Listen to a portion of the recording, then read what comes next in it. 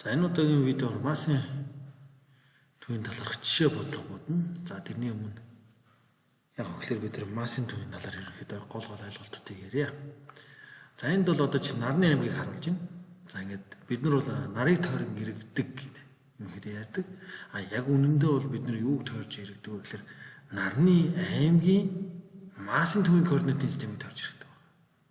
Тэгэхээр тэр нарны аймгийн масын төвийн координат маань болохоор нартай маш ойрхон байдаг. Эсний нар бол одоо чинь энийг тойроод эргэлж байна гэсэн үг. Тэгэхээр энэ цэг маань бол юу болчих юм бэ? За энэ бол яг бодит бол зураг биш.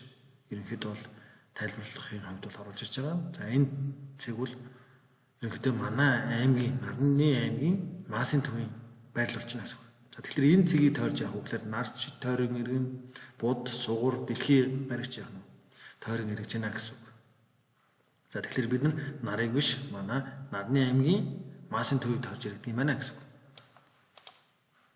За дараа нь масын төвийн ярихад бол энд хоёр төрлийн машиныг харуулж байна.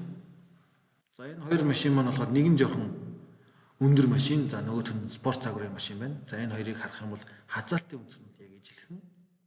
За гэтэл энэ машиныг харах юм бол энэ бол одоо чинь масын төв маань бол гол тэнхлэгээс нэлээд өндөр байгаа учраас хазаалт ижилхэн байхад за энэ тулах цэгээс бол 100 гар тийшээ хазаасан байгаа учраас энэ бол яг үгээр энэ тал руугаа 100 гар тал руугаа онол тийм гэсэн үг.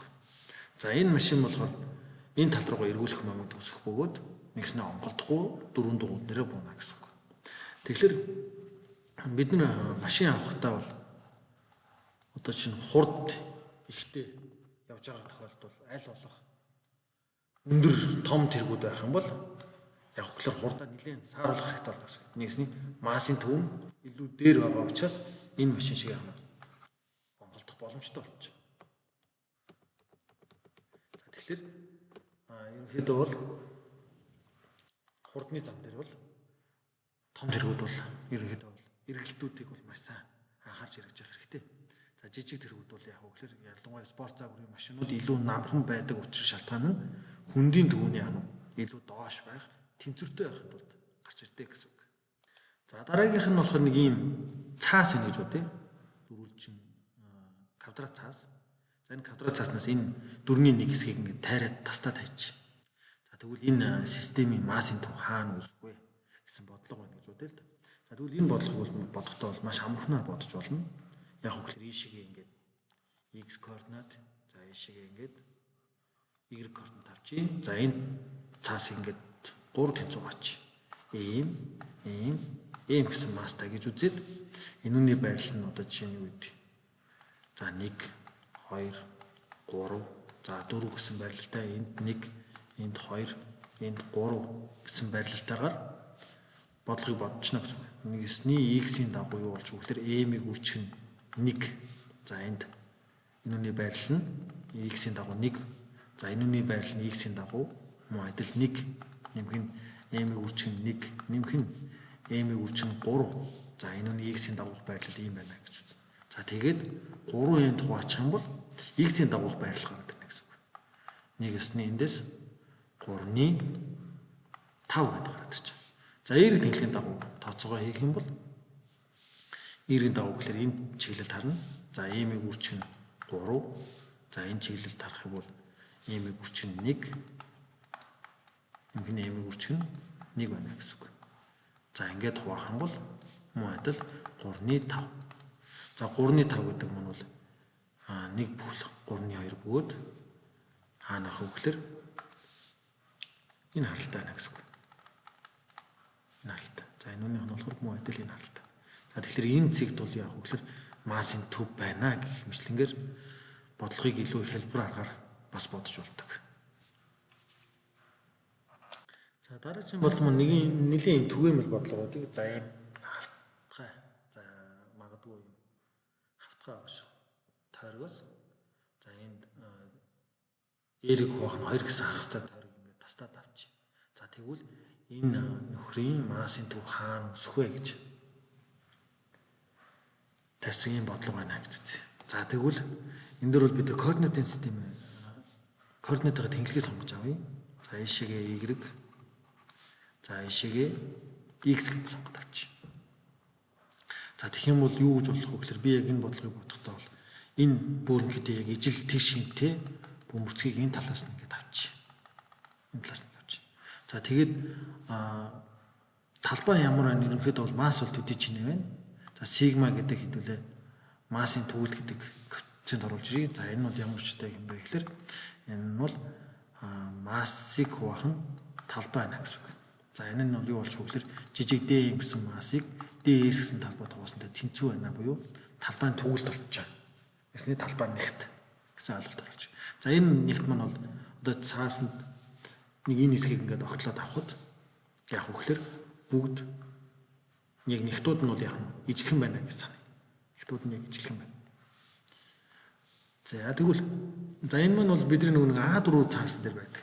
Ерөнхийдөө бол 80 г метр квадрат гэдэг. Нэг метр квадрат цаас маань бол 80 г болно гэдэг бол А4 цаасны хэмжээнд дээр бол ярьдаг. За тэгээд 70 болчих юм бол нэмгэн цаас болчих жина буюу арай хэрэглэж явах тохиромжгүй муу цаас болоо явчихдаг. За ингээд ерөнхийдөө ийм ойлголт оруулж ирж байна. За тэгвэл эндээс бол энэ бодлогыг бол y тэнглийн дагуу мэдээж координат нь бол энэ төвдөө байгаа. Тойргийн төвд байна. За тэгвэл x тэнглийн дагуу авч үзье. За x тэнглийн дагуу ингээд авах юм бол за энд 0 гэсэн координат.